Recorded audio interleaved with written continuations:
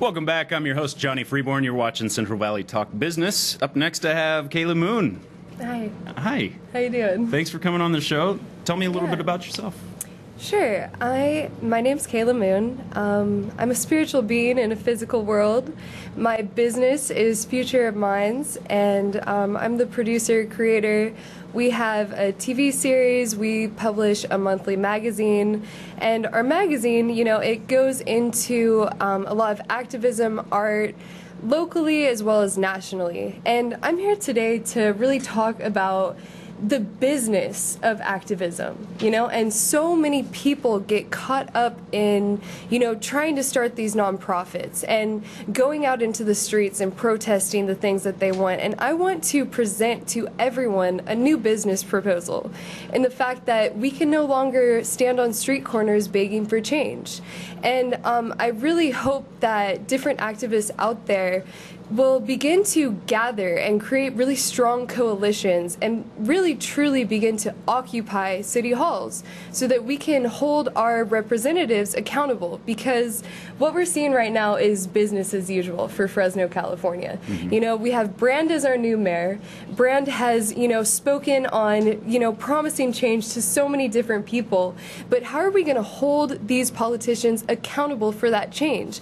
And I see a lot of conversations about holding protests on Blackstone and Shaw, and I'm going to tell you guys right now that is not going to work. Historically, this is an old tradition that is not rooted in change. And for me personally, we have to start being strategic. We have to start putting that pressure on our local government to really see the change that we want to see. And I'm a little saddened that Perea didn't become mayor, just because I feel like activist groups, we had a little bit more leverage with Perea. He was a little bit more attentive to some of the issues that we were bringing up and bringing attention to. Brand, it's the type of politician that you email him and he'll respond to you 3 months later if you're lucky. So rather than having this whole waiting period or taking our emotions and being very reactionary to the things that we respond to, really coming up with legitimate strategic plans to push forward, because our community and Fresno, you said that you're a new resident here, or maybe not fairly new, but you're new to living here. But for the people of Fresno, we've been historically neglected. We've been historically abandoned by our representatives, and we're used to the neglect. We're used to being in this environment of oppression. And even, you had someone on here earlier today, what was his name? Craig Sharton. Craig Sharton has been a part of the Fulton revitalization. Has Craig Sharton actually talked to the people of Fulton Mall? Has Craig Sharton actually held meetings and really pushed the relations with these people and seeing what they want? One of the reasons why he's asking people to come in locally and invest is because he was talking to big-time investors that said that there is no way that they would bring enough revenue through Fulton Mall, and so they pulled out of their investments. That's why he's asking you today to invest your money into a project that is falling through the cracks. Why is that a bad thing, though? Well, many people wanted to, make sure that the art and that the trees and that the history of Fulton Mall, which is on the National Registry for being one of the most unique outdoor malls of this entire nation, was, kept.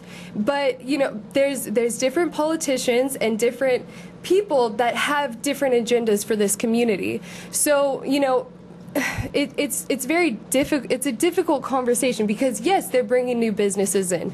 Yes, we're hoping to have this revitalization bring some type of new energy to this town. But we're not going to see that from our politicians. We're going to have to see it from us. We're going to have to see that dedication and that change coming from us, the artists, the activists, the people that are truly creating change in our community every single day, not with dollars, but with action. action.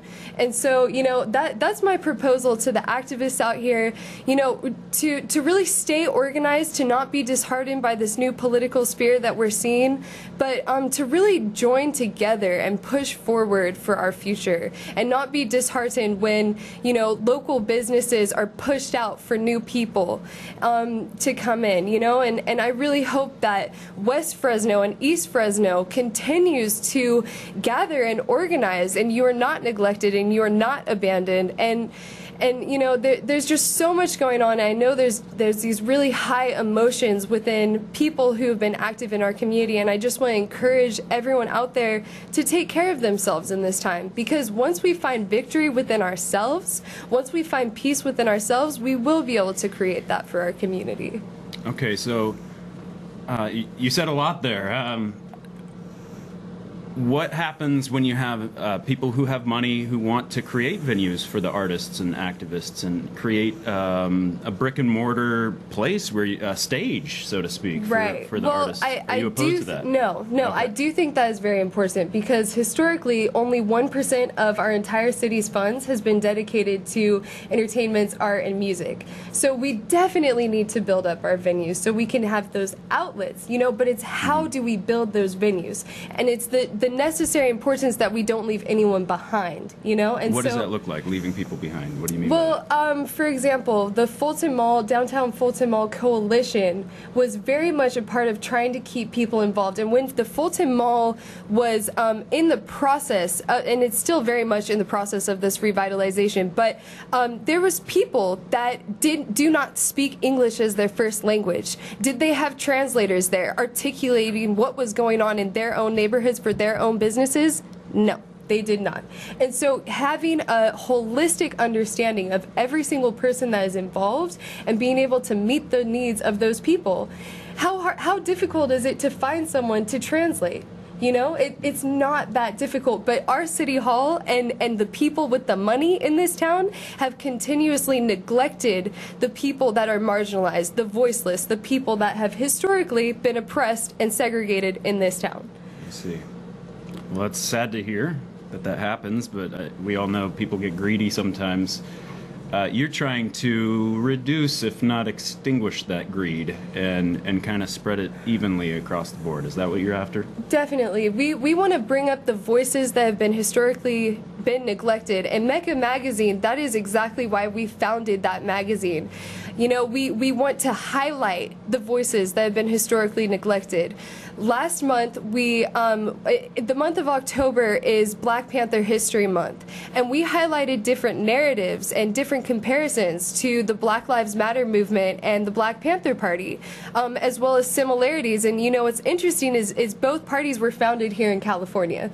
So California naturally has this kind of energy where we are progressive, where, you know, we do see that, you know, people that have been neglected, that isn't fair and that isn't just. And so I am proud to be a Californian for, you know, that type of history. But when it comes to Fresno specifically, you know, we really, really have to be sensitive, especially when it comes to East and West Fresno, because, you know, even their life expectancy rates are 20 years less than that of North Fresno. That is not right, and that is not just. And our representatives need to be aware of these facts and working actively to bridge those gaps. And, you know, I really hope that the Fulton Mall project awakens to the fact that, you know, these people need to be represented.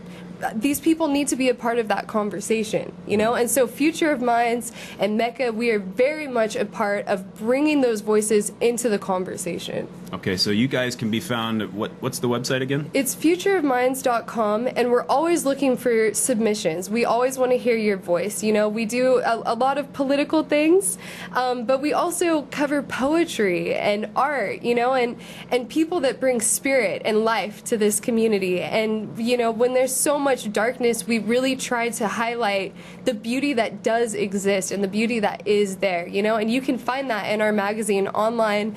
We have been going 9 months strong, and this month, we're actually going to be publishing, you know, a main message, you know, so that everyone can be on board, and really inviting people to continue sharing, you know, because our magazine cannot exist without you, you know, and so that's why we're asking the people of Fresno and of the world, you know, we've featured activists in South Africa, you know, and we continue to highlight voices of marginalized people, and so we need you guys to continue. So please, you know, go to our website, contact us. My email is futureofminds@gmail.com. My phone number is on the website. You can contact me directly, and we're always interested in working with groups that, you know, are working towards a better future. So wonderful. Well, yeah.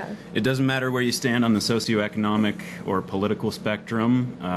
It's always good to be informed. And so check out this website, futureofminds.com. And thank you so much for coming on the show, Kayla. Thank you very much, I sir. appreciate you sharing. Thank you. All right. We'll be right back.